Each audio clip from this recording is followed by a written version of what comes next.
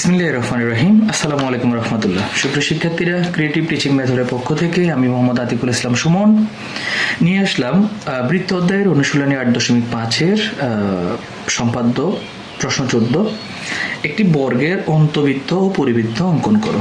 আমরা সবাই জানি আমরা বর্গ আঁকার জন্য একটা সুনির্দিষ্ট নিয়ম রয়েছে, আর ওই নিয়মে আমরা কি করতে হবে, বর্গ অঙ্কন করতে হবে। তো আমরা আগে একটা বর্গ অঙ্কন করি। আমরা নিলাম একটা মেজারমেন্ট নিয়ে আমরা ভূমি নিলাম, এই হচ্ছে আমাদের নির্দিষ্ট ভূমি। এখন আমরা জানি যে বর্গ অঙ্কন করার জন্য একটা পদ্ধতি আমাদের আছে, আমরা ওদের আগে থেকে শিখেছি। এটা প্রথমত এটা কি আঁকতে হবে, লম্ব আঁকতে হবে। তো 1, 2 এবং 3, 4 আর সর্বশেষ 5। তাহলে বর্গ আঁকতে গেলে আমাদেরকে আগে কি আঁকতে হবে, লম্ব অঙ্কন করতে হবে।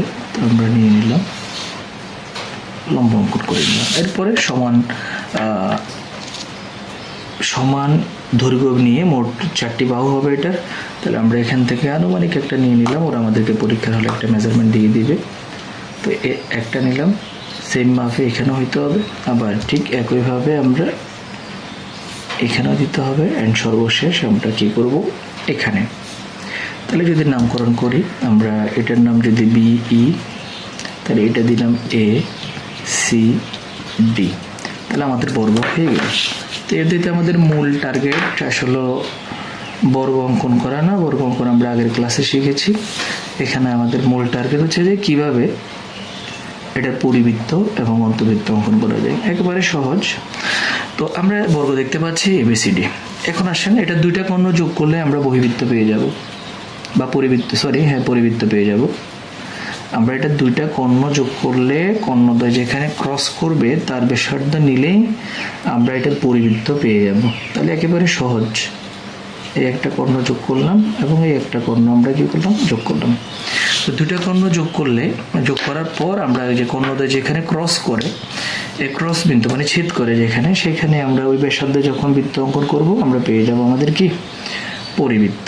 এই যে দেখেন, আমরা আমাদের পরিবৃত্ত কিন্তু পেয়ে গেলাম।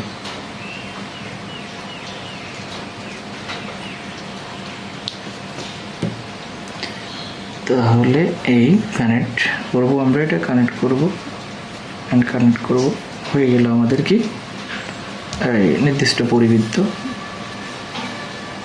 তাহলে বর্গ অঙ্কন করে আমরা যখন কর্ণ কানেক্ট করব তখন এটা কি হয়ে যায়, আমাদের পরিবৃত্ত হয়ে যায়, ছেদবিন্দু। এবার আসেন অন্তবৃত্ত।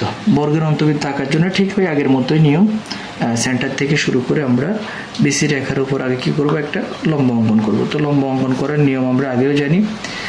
প্রথমত BC রেখার উপর কি করতে হবে, একটা স্পর্শক চাপ দিতে হবে, যা BC রেখার যে কোনো দুই বিন্দুতে স্পর্শ করে, এবং উপরস্থ বিন্দু থেকে লম্ব অঙ্কন নিয়ম এটা আমরা অনেকবার করেছি এতক্ষণে। এটা আসলে মুখস্থ হয়ে যাওয়ারই কথা। তারপরে যাদের হয়নি তারা বেসিক ক্লাস থেকে ভালো করে শিখে নেবেন, কারণ এই রুলসটার ব্যবহার অনেকবার হয় বৃত্ত অধ্যায়ের মধ্যে।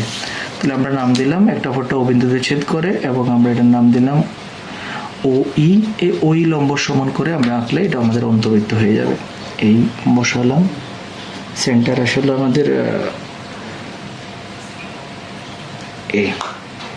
মেজারমেন্টটা নিলাম অন্তবৃত্তের, তারপরে ঘুরিয়ে দিলাম, আমরা আমাদের অন্তবৃত্তটা পেয়ে যাব। যখন আমরা এখানে ঘুরে দেব তো আমাদের অন্তবৃত্ত আমরা পেয়ে গেছি। তাহলে এই হচ্ছে যে একটা বর্গের পরিবৃত্ত এবং বর্গের অন্তবৃত্ত অঙ্কন করার নিয়ম। আশা করি বুঝতে পেরেছেন। আমরা একটা বর্গ অঙ্কন করেছিলাম, তার কর্ণগুলা যোগ করেছি, একটা অপরটা বিন্দুতে ছেদ করে ওকে কেন্দ্র করে ও এর সমান ব্যাসার্ধ নিয়ে একটা বৃত্ত এঁকেছি যা পরিবৃত্ত, এবং ও থেকে BCর উপর ওই লম্ব অঙ্কন করেছি, ওই এর সমান ব্যাসার্ধ নিয়ে আরেকটা বৃত্ত অঙ্কন করেছি যা ABCD এর উপর অন্তবৃত্ত, বর্গের অন্তবৃত্ত। আশা করি অন্তর্বৃত্ত এবং পরিবৃত্ত বুঝতে পেরেছেন বর্গের। Thanks a lot of. আল্লাহ হাফেজ। আসসালামু আলাইকুম রহমতুল্লাহ।